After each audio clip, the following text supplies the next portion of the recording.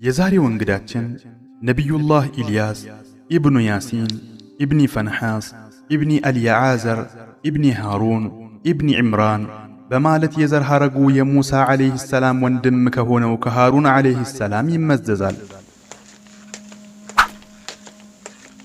ከዒሳ ዓለይሂ ሰላም ውልደት ከ933 ዓመታት በፊት ኢልያስ በደማስቆ በስተ ምዕራብ በኩል በምትገኝ ባዕለበክ በምትባል ሀገር ላይ ላሉ ሰዎች በነቢይነት አላህ ልኮት ነበር። የባዕለበክ ሕዝቦች በአንድ ትልቅ ንጉሥ የሚመሩ ሕዝቦች ሲሆኑ በአምላክነትም የሚያምኑበት ባዕል የተባለ ጣዖት ነበራቸው። ኢልያስም ዓለይሂ ሰላም የማይጠቅመንና የማይጎዳን ጣዖት ትተው ኃያሉን አላህን በብቸኝነት እንዲያመልኩ ለረጅም ዘመናት ቢማጸናቸውም ሕዝቡና ንጉሡ ግን ሊታዘዙት አልቻሉም።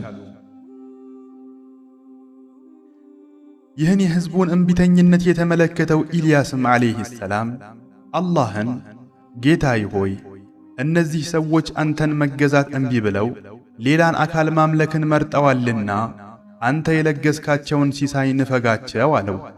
አላህም የሲሳያቸውን ጉዳይ ባንተ እጅ አድርጌያለሁ፣ እንደፈለክ ማድረግ ትችላለህ በማለት ሥልጣን ሰጠው።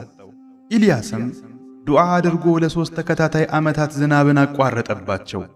ምድሪቱ እጅጉን ደረቀች። ያ ጠማማ ሕዝብም የሚቀምሰውን አጣ። ኢልያስ ዓለይሂ ሰላም ዱዓ አድርጎ ዝናብን ካቋረጠባቸው ጊዜ አንስቶ ቃሲዮን በተባለ ተራራ ላይ በሚገኝ አንድ ዋሻ ውስጥ ተደብቆ ነበር። ለሱ የተመደበለትን ሪዝቅ 2 አሞራዎች ይዘውለት ወዳለበት ስፍራ ይመጡለትም ነበር። አንዳንዴም ተደብቆ ወደ ከተማይቱ በመግባት አንዳንድ ሰዎች ቤትም ያድር ነበር። ምናልባትም ኢልያስ ዓለይሂ ሰላም ከተማ ገብቶ ካደረ ሕዝቡ ኢልያስን ሳያዩት በያዘው የዳቦ ሽታ አማካይነት ያለበትን ቤት ይደርሱበት ነበር። እሱም የነሱን መምጣት ሲመለከት ይሸሻቸውም ነበር። ከዕለታት አንድ ቀን ኢልያስ ዓለይሂ ሰላም ከዋሻው ወጥቶ ወደ ከተማ በመግባት አንዲት ሴትዮ ቤት ሊያድር በገባበት እዚያው ቤት ውስጥ አንድ የሰዒድ ብኑ ኸጡብ የተባለ በሽተኛ ልጅ አገኘ። ከዚያም ኢልያስ አላህ አፍያ እንዲያደርገው ለልጁ ዱዓ ባደረገለት መሠረት ልጁም ሙሉ ጤንነቱ ተመለሰለት። የሰዕም በኢልያስ አማካይነት ፈውሱን ካገኘ በኋላ በኢልያስ አምኖ የኢልያስ ጥሩ ቁራኛ ሆነው።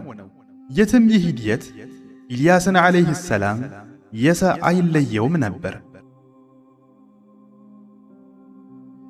በመጨረሻም ከዚያ ሀገር የሚገኘው ንጉሥ ሲሞት በምትኩ ሌላ ንጉሥ ተተካ።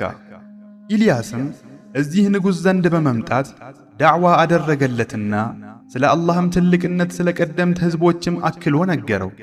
ንጉሡም መልካም አስተዋይ ነበርና ራሱም ሕዝቡም ወደ አላህ አምልኮ ተጠቃለው ገቡ።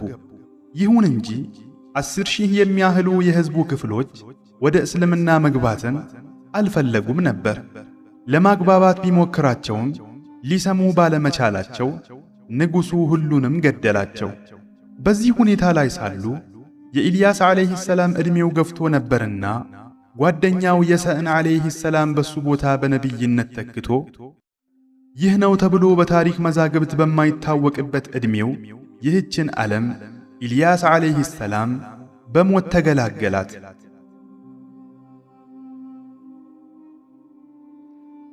የሰዕም የኢልያስን መንገድና ሕግ በመከተል ሕዝቡን ለረጅም ዘመናት በነቢይነት ካገለገለ በኋላ ይህ ነው ተብሎ በማይታወቅ ዕድሜው ይህችን ዓለም በሞት በመሰናበት ከሟች ነቢያቶች ተርታ ተሰለፈ።